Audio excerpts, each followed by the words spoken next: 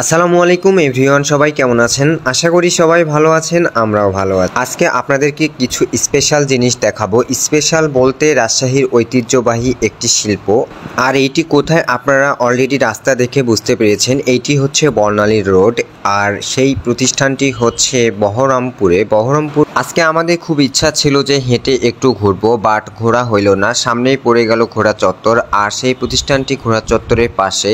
Just এইখানে আমরা শুধু ঘুরতে আসিনি, এইখানে কিছু কেনাকাটা করতেও আসছে। আভার খুব শখ বাসার জিনিসপত্র কিনবে, অলরেডি সে দেখা শুরু করে দিয়েছে। আপনারা বুঝতেই পারছেন এটা কিসের শিল্প। এটা হচ্ছে বেতের জিনিসপত্র তৈরি হয় এখানে। দেখেন কত সুন্দর সুন্দর জিনিস তারা হাতে তৈরি করেছে। এখানে কিছু শ্রমিক আছে, তারা খুব দক্ষতার সাথে এই জিনিসপত্রগুলা তৈরি করে থাকে। এটি আমাদের একটি আদি শিল্প। আর বেতের জিনিসপত্রগুলা দেখতে অনেক অনেক সুন্দর লাগে। আমার খুব ইচ্ছা ছিল যে ও একটি বেতের সোফা নেবে, সো আমরা সোফা দেখার জন্যই গেছি। আভা আবার বলছে যে না, আমি আরও কিছু টুকিটাকি জিনিসপত্র কিনবো। এইদিকে আমার ওয়াইফের জন্য আমি একটি আয়না দেখছিলাম। বেতের আয়নাটা দেখতে অনেক সুন্দর লাগছিল। এর আগে অনেকবার আমি রাস্তা দিয়ে গিয়েছি, বাট আমি এই দোকানটি কখনোই খেয়াল করি নাই। এইখানে দেখছি যে খালারা এইখানে তৈরি করছে বেতের জিনিসপত্র। আভা এইদিকে গরমে খুব হাঁসফাঁস করছিল, কারণ আজকে প্রচুর পরিমাণে রাজশাহীতে গরম ছিল।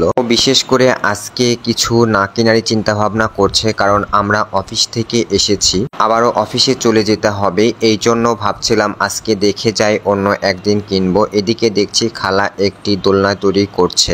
খালা অনেক সুন্দরভাবে আমাদের সাথে কথা বলল এবং কিভাবে এটি তৈরি করে সেটিও আমাদের জানালো। সে দীর্ঘ 30 বছর থেকে এই কাজ করে।